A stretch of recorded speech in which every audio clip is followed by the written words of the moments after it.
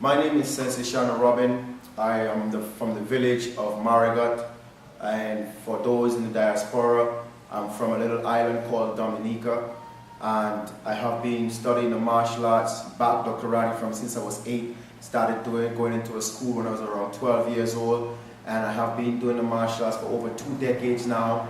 I'm a 6th-degree black belt, Rokudan, and Shian, the founder and creator of the Robin Ryu system. And my journey as a martial artist has been a very challenging one, but I had a dream, I had a vision that one day I was going to be one of the best martial artists in my hometown, in my village, and by extension, in my country. I have studied from different teachers from different parts of the globe. I have been in China studying Chinese Wushu for over 6 months in the Shaolin Temple, the school, the Tago School of Martial Arts, which is one of the biggest schools in China. I have studied from Professor Don Jacob, I have studied from Professor Crossan, I have studied from Potter Bruno, I have studied from a lot of different teachers, and Robin Ryu is a combination of all the different styles that I have studied over the years combined, just like how Bruce Lee did it with Jeet Kune Do, just like how Professor V did it, just like how Professor Moses do it, and all the other great martial artists out there who has a unique martial art style. Robin Ryu is the same. It is ancient in discipline, but modern in philosophy and concept. The techniques are humble but lethal, and we teach our students how to be self-motivated. We teach our students how to succeed. We teach them how to be a mountain and how to never reduce the self to less, how they can grow forward. And as a young martial artist coming up, my life was very difficult, and this is what really bred all of the concept that I have put in or implemented into Robin Ryu.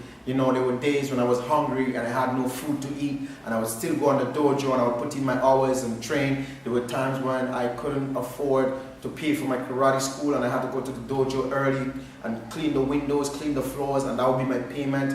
There are days when I had no money to travel to compete, and I had to go knocking from door to door in my neighborhood asking for $1 or $2 and raising money, and I had to learn how to sell myself. I had to learn how to motivate myself. I had to learn how to speak properly.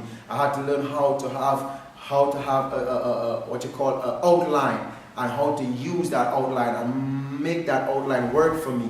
And when doors were shut in my face, I had to go back to the drawing board and ask myself, why was those people closing their doors in my face? And I remember a quote from Zig Ziglar who said, a great salesman, when the first door is closed in his face, he's excited to go to the next door, because that might not be the same experience for him. So I had to look deep inside myself and find that courage. And it was just a challenging time. There were times, because I was living 29 miles away from my home, and there are times when I used to be in the pitch dark and I can't find a ride to go home, and I had to go and sleep in the dojo in my wet gi and wake up 5 o'clock in the morning, because I'm renting only to use as a training hall and not a sleeping area. And I had to wake up 5 o'clock and then hitch the bus and to go to school. I was in high school and I was still running. I was still doing 4 different jobs to try and get my training in, and to be able to pay my school fee and pay my karate fee and pay traveling fee. I remember my first martial arts exam was in Trinidad and Tobago, and I had 40 TT, which is like about 20 EC, which is like about maybe 10, maybe 9 or 7 US dollars, and that 7 US dollars had to last me for 2 weeks. And I was doing my exam, which was over a 3-day period, and I was hungry, and I was just having sweetened water, and that was my food, until my friends noticed that I had no food and they had to share their food with me.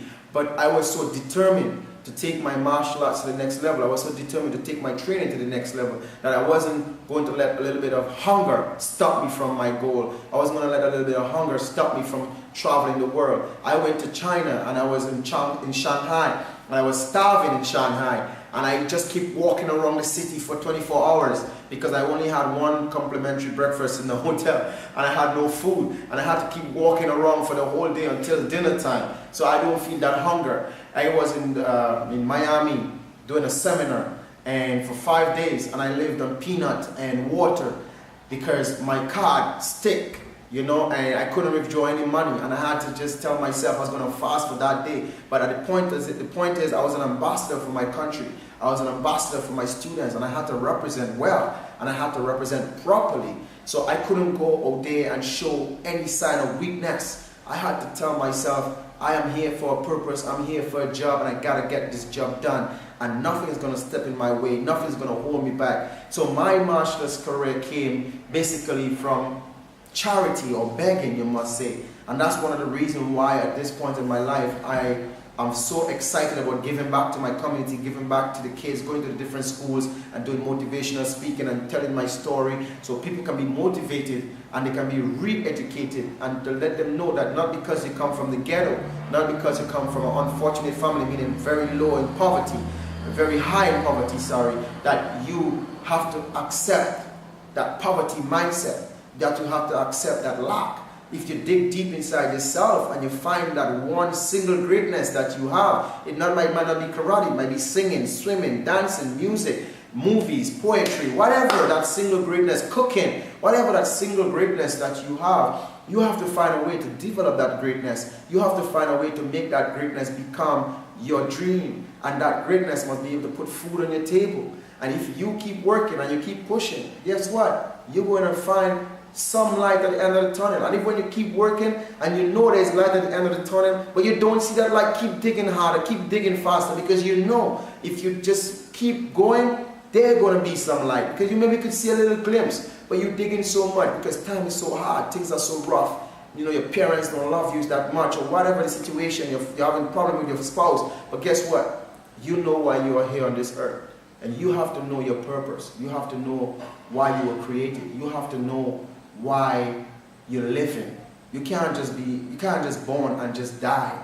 You know, so as a martial artist, I had to learn to put all these life-changing experience into something powerful, into something great, so that I can one day reach out and help more people into the world, and to be a role model for the young people of my country and into the world by extension, and hoping that my story out there can motivate people. Like my mom never saw me do karate, never saw me do martial arts. My father never saw me do martial arts. But today, martial arts honor them. Today, I am a great man because of martial arts. And before my mommy died, she was proud of me. I just came back from China and I went to look for my father and told him I forgive him for all the wrongs that he did to me. And he was so happy that I could travel to China and travel the world. And we create that bond after 35 years of not having a father-son relationship. So when you take in the true essence of the martial arts, you can honestly and truly express yourself, and you have the power to forgive in a humble mind, in a humble state of mind, and not giving up on yourself and learning how to trust yourself. That's what's going to create the avenue. That's what's going to create that stage. And guess what? You have to learn how to dress for success. You have to learn how to speak up, move up, and stay up.